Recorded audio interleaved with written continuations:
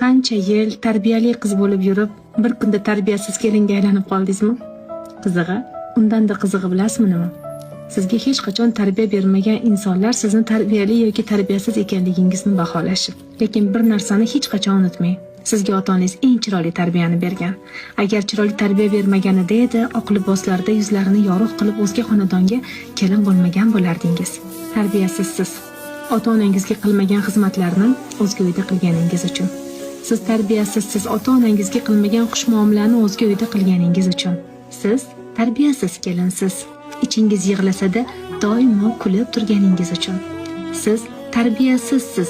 Qadringiz yer bilan poymol bo'lsa-da farzandlaringiz uchun sabr qilib yashayotganingiz uchun. Bugun sizni tarbiyasiz kelin deya atayotgan bo'lsalar, hech ham bu gapga ishonmang. Hech bir ota-ona o'z farzandiga yomon tarbiya bermaydi. Insonni vaziyatlar, muhitlar, insonlar yomon tarbiyali insonga aylantiradilar.